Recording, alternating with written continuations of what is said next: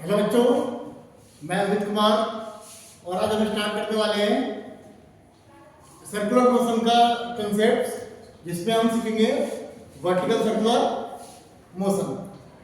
ठीक है, तो चलिए स्टार्ट करते हैं। देखो,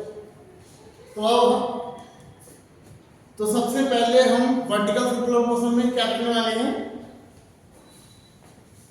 सिंपल पेंडुलम का concept, vertical circular motion of simple pendulum.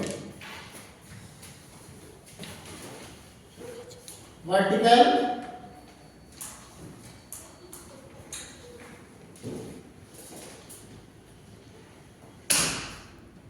Circular motion of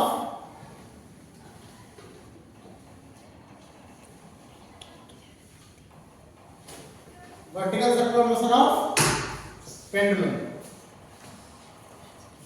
तो हम इन सारे कंसेप्ट्स को अभी शॉर्ट में देखने वाले हैं। ठीक है ना, फॉर्मूला रिवाइज करने वाले हैं। जैसे हमारे पास पेंडुलम है, ठीक है, इसका लेंथ L है ना, इसको हमने वेलोसिटी U दे दिया। ठीक है,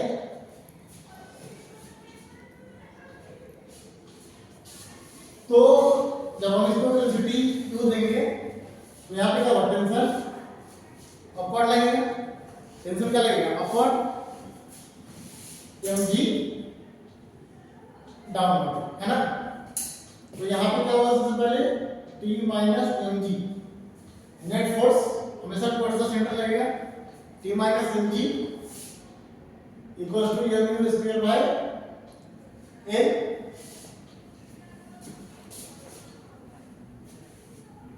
T minus mg equals to mu square by a। तो T की वैल्यू क्या होगी? mg plus mu square by a, है ना। अब मान लेते हैं एंगल थीटा पे आएगा। एंगल थीटा पे आएगा तो इसकी वेलोसिटी क्या होगी? इस पॉइंट पे v आ जाएगी, है ना। इस पॉइंट पे वेलोसिटी v होगी तो टेंशन कितना लगेगा? Towards the centre, mg downward. तो ये वाला एंगल क्या होगा? थीटा। तो along the string away from the centre, mg के कारण फोर्स कितना लगेगा? mg cos थीटा, है ना। इधर लगेगा mg sin थीटा, ठीक है ना। तो यहां पे क्या हो जाएगा? t minus mg cos theta, t minus mg cos theta equals to mv square by a। यानी t की वैल्यू क्या हो जाएगी यहाँ पे? mg cos theta plus mv square by a। और यहाँ पे क्या है? क्योंकि यहाँ पे जीरो, और तो 0 से 90 डिग्री तक, 0 से 90 डिग्री तक कभी भी टेंशन जीरो नहीं हो सकता, है ना। 0 से 90 डिग्री तक कभी भी टेंशन जीरो नहीं हो सकता, वेलोसिटी जीरो हो सकता है ना। 0 से 90 डिग्री तक कभी भी टेंशन जीरो नहीं होता, वेलोसिटी जीरो हो सकता है। ठीक है ना। ठीक है, तो अगर हम थीटा इक्वल टू 0 डिग्री ले लें, थीटा इक्वल टू 0 डिग्री ले लें तो टेंशन क्या आ जाएगा? mg प्लस, मान लेते हैं इनिशियली वेलोसिटी है तो mg plus mu square by a, ठीक है ना। अगर थीटा इक्वल टू 90 डिग्री ले लें और कुछ 90 डिग्री को कुछ वेलोसिटी होगी v, तो t equal to mg cos 90 degree plus mu square by a, यानी t की वैल्यू क्या हो जाएगी हमारे पास? mv square by a. So between 0 to 90 degree tension cannot be 0, velocity becomes 0. Okay.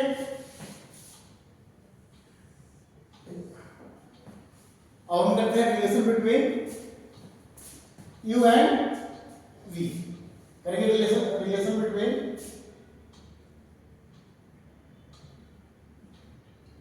Initial velocity u and final velocity at point v. तो इसके बीच में relation क्या होता है? v स्क्वायर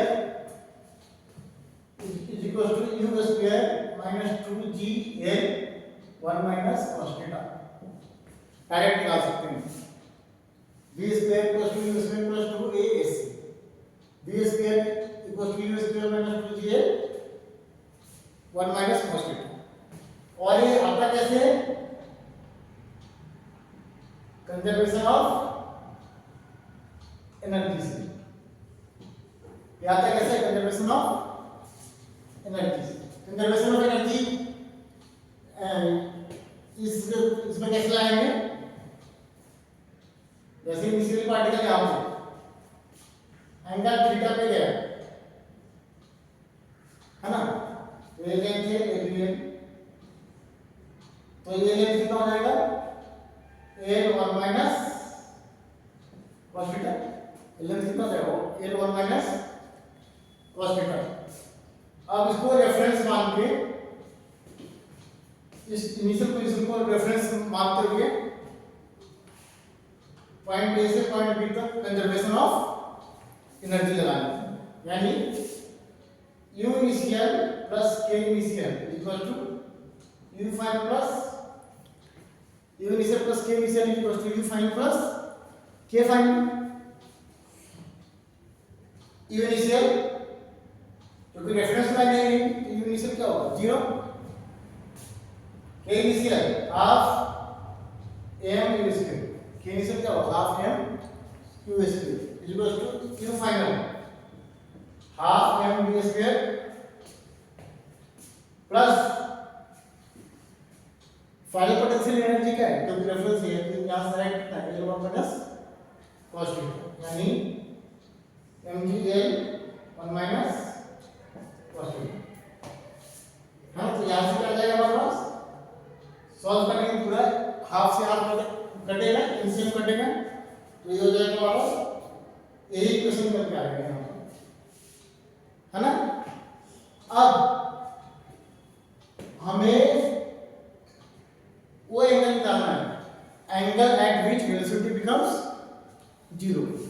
अब मेरे पास एक क्वेश्चन है, find angle eight which velocity यानी फाइनल वेलोसिटी बिकम्स 0. ठीक है. तो एंगल कैसे निकालेंगे? तो किसी पॉइंट पे जाके वो रुक जाएगा, यानी फाइनल वेलोसिटी 0 हो जाएगी. तो इस वाले इक्वेशन में ये वाला जो इक्वेशन हमारा, इसमें वेलोसिटी की वैल्यू क्या रखेंगे? 0 रख देंगे, है ना. तो 0 equals to u square minus 2gl plus 2gl cos theta, है ना. तो इस इक्वेशन को सॉल्व करेंगे तो cos थीटा की वैल्यू क्या आएगी? cos थीटा की value 2gl minus 2 square by 2gl, है ना. इस cos थीटा की वैल्यू पे velocity of particle becomes 0 for initial velocity u. ठीक है. तो कौन सा एंगल पे वेलोसिटी 0 होगी? cos theta equals to cos inverse, sorry theta equals to cos inverse 2gl minus u square by 2gl minus u square by 2g, है ना. तो इसमें हमारे पास बहुत सारे क्वेश्चंस बनते हैं जेईई मेंस में एंड नीट में. ठीक है. इसके ऊपर एक दो बेसिक क्वेश्चन देखते हैं।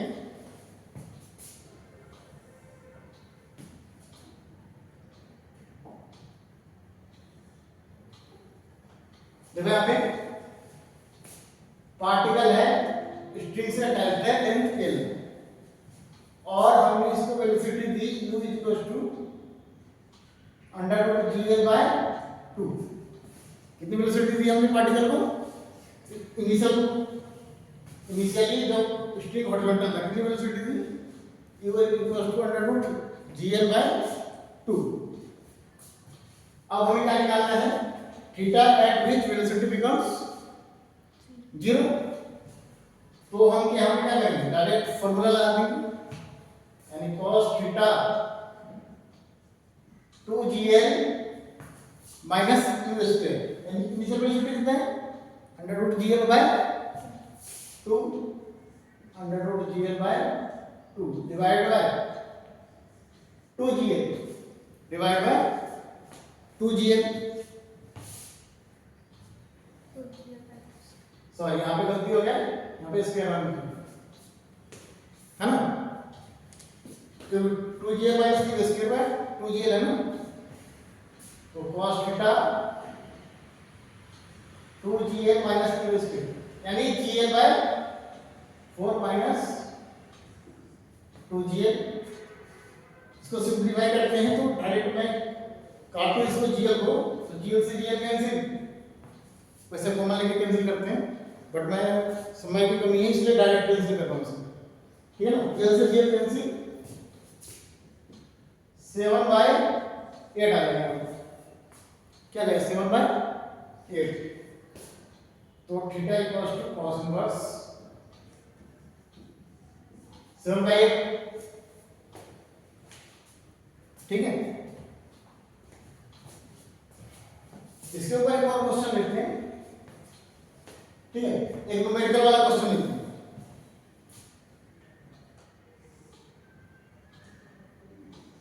रॉड है, स्ट्रिंग है, इसका लेंथ 1 मीटर है, मास 2 kg, लेंथ 1 मीटर, मास 2 kg। हमने इसको वेलोसिटी दे दिया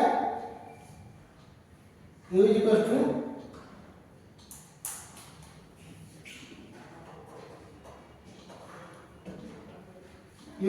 हमने दे दिया 20 मीटर,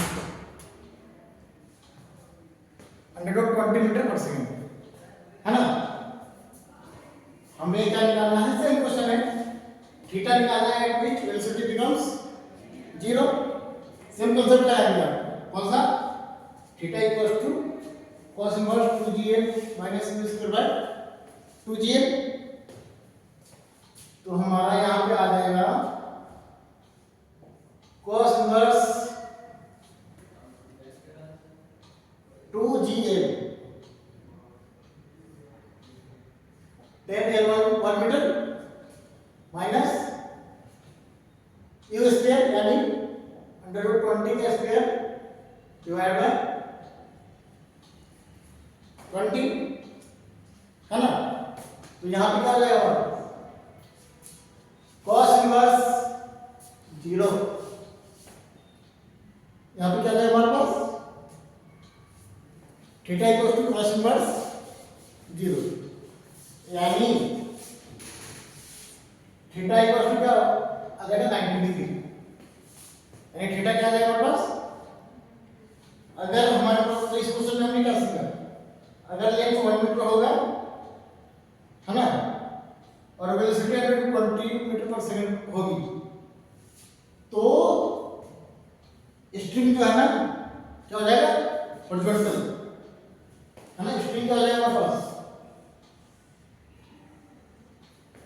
हॉरिजॉन्टली अलाइंड हो जाएगा, यानी थीटा क्या हो जाएगा हमारे पास? 90 डिग्री, है ना। तो यहाँ पे एक और क्वेश्चन आता है कि जैसे कोई स्ट्रिंग है, लेंथ एल जनरली लेते हैं, लेंथ एल है और मास 1 से अटैच है, तो कितना वेलोसिटी दें ताकि वो हॉरिजॉन्टल हो जाए, है ना। स्ट्रिंग को कितना वेलोसिटी दे ताकि वो क्या हो जाए हमारे पास हॉरिजॉन्टली अलाइन हो जाए, यानी यहाँ पे थीटा इक्वल टू क्या होना चाहिए 90 डिग्री, है ना।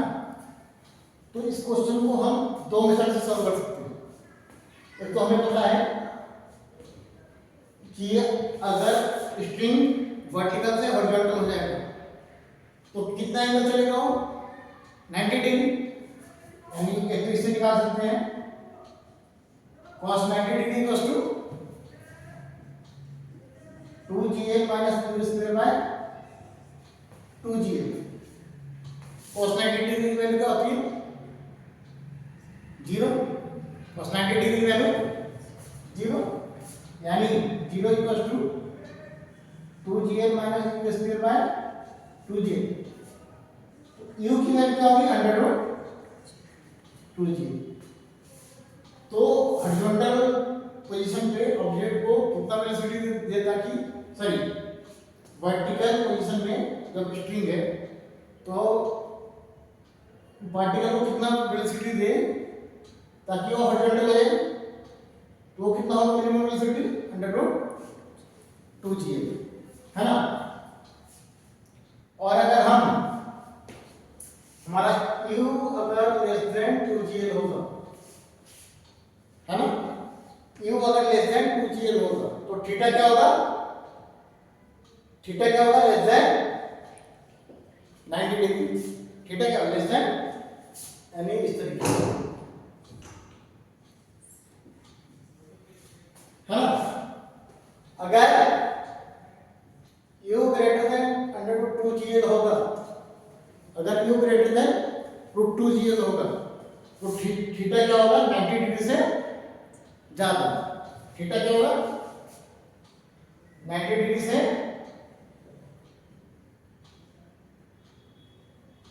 Theta is greater than 90 degree. अभी नोट कर लीजिए सबको।